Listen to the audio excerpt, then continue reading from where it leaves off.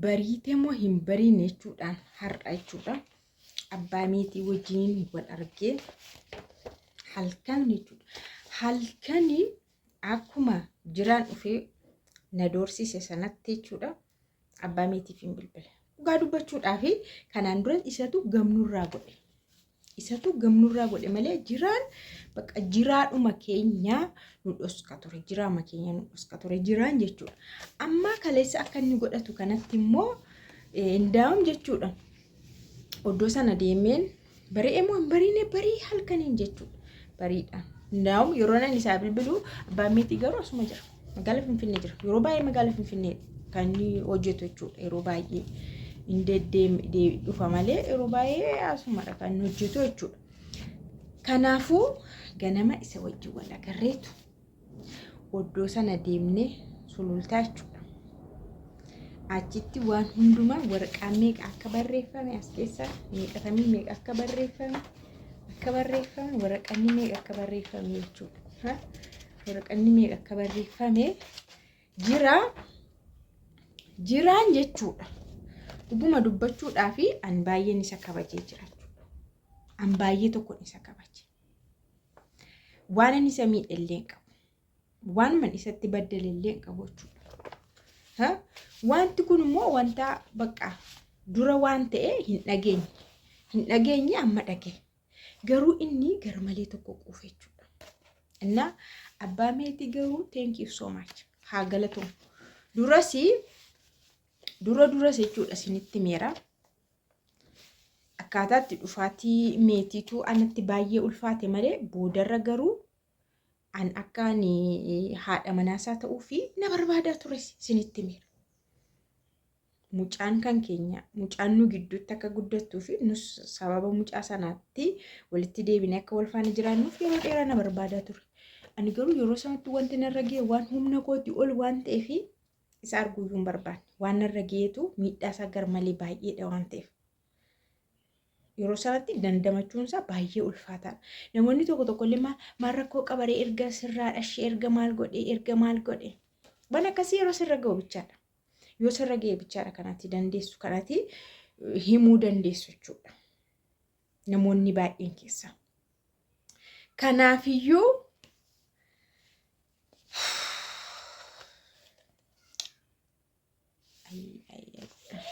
carraamu dubartii kana baay'ee tokko na aarsa yeroo baay'ee jechuudha. Deemtee iddoo isheen itti gufattu deemtee iddoo isheen itti kuftu deemtee waanuma ishee irra gaggahaa deemu jalqabarraa gidduutti hamma dhumaatti jechuudha. Jalqabas waa ishee irra gahaa gidduuttis waa ishee irra gahaa gufannaa hinma gufatti gufachaa ma deemte jechuudha. Kanaafiyyuu amma garuu waan inni gargaareetii jira jechuudha. Waan hundumtuu seera qabeessaan naa barraa'eera. Waan tokko akka inni sochoosuu hin dandeenyetti waanuma kamillee jechuudha. Yoo barbaachisaa ta'e akkaawuntiin isaayyuu barreeffamee jira jechuudha. Aggatamuuf jechuudha. Maadhama aggatuun dhorkamuudhaaf waan hundumtuu qophaa'eetii jira. Waraqanni san harkaa borii hojiirra oolaa jechuudha. Kanaafi namni baay'een jechuudha. Namoonni muraasnis warri baga jedhanis jiru jechuudha. Likkii gashi warri likkiitti gashi warri jedhanis jiru jechuudha. Jira likkii yoo anatti gashi siinoo likkiidhaa ol sitti gashamoo akkamitti abbaan akkas jettu sun likkiidhaa ol sitti gashaasi yoo ana likkiinatti gashi siinoo likkiidhaa ol sitti gashamoo akkam maal si ga'e as gidduutti waan amma warri kanaan dura inaaffaa wayiifaa keessa jijjiirra bakka likkii gashi kan jedhanis jiru. Likkii maal nagashari? Likkii maalii nagasha? Ani kosa qusadheenii bakka wal miidhura baay'ee dhagaarratti wal kuffisanii wal cabsuurra malee seerri dhibba akka naa hojjetu nan beeka bara. Waan hundumaa dhugaa nan qaban ragaas nan qaba waan hundumaa jechuudha. Ma akkamitti akka dhufeessa akka dhufee akkamitti akkas gahee hunduma isaa ragaa nan qaba bara. Garoon isa miidhodheen isa hin miidhodheen isa qusadheen inni garuu hin barre haga yoona akkan isa qusachaa jiru hin barre. Kanaaf thank you so much abbaa meetii galatoo baay'ee tokko galatoom dhugaa dubbachuudhaaf Maal sijjamar anis diina isaamti innis diina koo miti. Wanti taateen ta'e kanaan dura ta'ee darbeera innillee jireenya isaarra jira anis jireenya koorra jira. Mucaan tokko kan walitti nu fiddu immoo meetii nu gidduu jirti. Mucatti meetii jedhamtu kun anaaf isa walitti hin fiddi yoommallee jechuudha. Akka nu wal agarru akka nuni waan tokko bakka dhimma ishiitiin wal agarru nu goote jechuudha. Maaliif nama kan fakkaatu namatu nu gidduu jira waan ta'eef. Kanaafiyyuu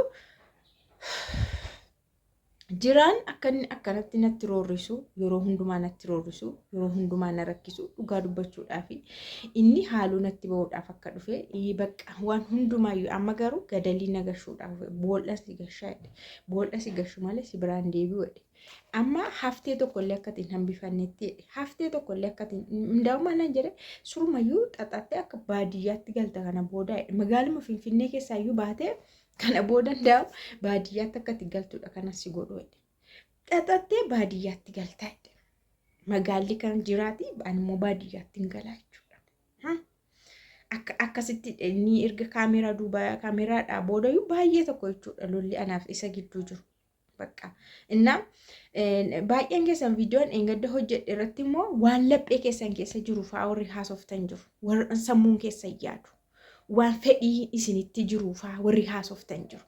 Anamma dhimma fedhii miti waan haasa'e achirratti waanuma dhugumanni na reebeen haasa'e dhugumanni waan na reebee waan na gowwomsee waan meeshaa na jalaa fudhatee deeme dookumantoota na jalaa fudhatee deeme even paaspoortiitti dabalee na jalaa fudhatee deeme haasa'an bifa sanaan jechuudha. Baay'een keessan garuu miira isa isinitti jiru bakka miirri tokko isinitti jira bakka miiricha kan isin haasaa turtan miira isin keessa jiru haasaa malee namni na dhaggeeffate muraasa warri dhaggeeffatan garuu warri naa barreessitan illee jirtu warri sinii galee naa barreessitan jirtu warri miirri wayii isinitti jiru waa'ee miira isinitti jiru sana haasoftanis jirtu jechuudha. Ani garuu waa'ee miiraa miti kan haasa'e achirratti anaaf jira waan walitti dhufnee hin qabnu. Akkuma wallolletti as dhufee as ture akkuma wallolletti deebi'ee deeme.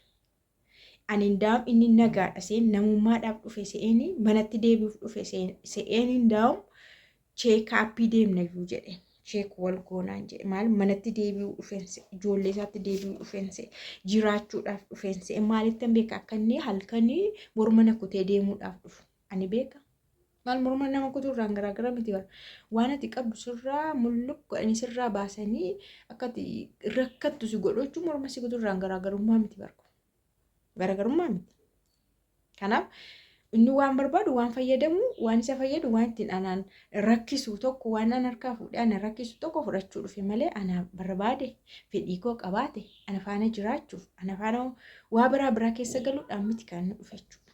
Kanaaf ammas taanaani achiroo deemni immoo dhugumayyuu nama lama fideera jechuudha gurguruudha. Guyyoota muraasa kana keessatti dallaalatti nama lama bitu lama mana jechuudha.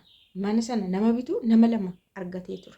Akkanaan achi dhageetti garumaanni gatii irratti waliin galle.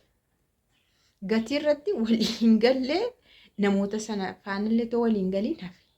Kana booda garuu anillee iddoo naannoo sanatti amma achi warqanne achi waan dhumaatti naa godhamee dhufutti iddoo sanatti miira jechuudha. Naannoo sana warra waan tokko goggodhan jechuudha. Waan taane keessa akka hin gallee jedheetti miira. Namillee yoo dhufe dallaalaa iddoo sana namillee yoo dhufe akka bituu gurguruu hin danda'amne illee itti miira. Ammoo waraqaan kun achii gahee achii bahee chaappaan itti rukutamee achi dhaqutti jechuudha. Itti miira qaqqabsiisee hin jira jechuudha. Kanaafiyyuu jira ndaam harka duwwaa akka inni keessaa bahudha. Kan hojjetamu harka duwwaa jechuudha. Harka duwwaa akka inni keessaa bahu kan hojjetamu jechuudha. Annaa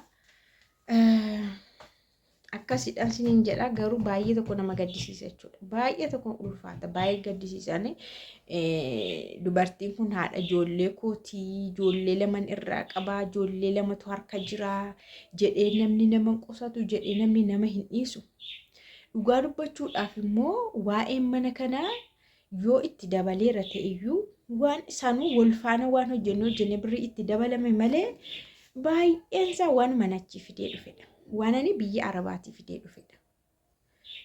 Isheen asii immoo hojjetamaa dhufteeyyuu waan lama taane waan muraasa gaa maaltu hojjetama sinuu beektu biyya kana keessa teessee ofii of dandeessee mana kiraayii kaffalattee jiraachuun haga mana ijaarratteen qixaadha. Maal asitti maal hojjennee nuun daldala guddaa qabna moo kaampaanii qabna moo waan itti mana ijaarruyyuu hin qabnu bara. Bakka waan handitu maawus qofa hojjennee jiraannudha. Ye'ilat gurshaa ምናምን ishee jedhamtu jechuudha. Kanuma hojjennee ijoollee keenya guddifannu mana kiraayii kaffalamu kanuma malee waan irraafee miiliyoona irraafee kumaan ibbaan irraafee waan mana ittiin ijaaramu hin jiru. Akka nuun hojii keenyaatti jechuudha. Akka galii keenyaatti akka hojii keenyaatti hin jiru. Kanaafiyyuu isiniin jedhaa warri baay'een keessa naa gadditanii warri baay'een keessa dhorkatti baasii deefiitu ati asirraa odeessitu gurguratatanii yaadde ina isiniin jedhaa dhorka akka ajaa'iba waan hundumtu haga akkaawuntii sabtiyyuu dhorki baheeti jira jechuudha. Dubbii jabaataadha isiniin jedha. Na kana fakkaataa galatoomaa isiniin jedha baay'een keessa warri yaadanaa kennitan keessaan dhuftanii na goggorsitan fayyoo maalii dhorku mallee ittiin baastu ati warri jettanii galatoomaa isiniin jedha. Dhorkitti naa baheeti jira. Abbaa meetii thank you so much jedhanii galateeffadha dhuguma isaatu waan baay'ee seerayyuu na qabsiise seerayyuu sirriitti jechuudha. Namni barate ko waan dumaatiif si gargaara. Namni baay'ee nama barate simmiidhu. Namni barate dogoggoraan itoo gara jireenya kee dhufeewu namni barate simmiidhu. Sirriitti namni barate simmiidhu. Dogoggoraan garuu jireenya kee dhufuu danda'a. Lama garuu simmiidhu. Lama simmiidhu namni barate.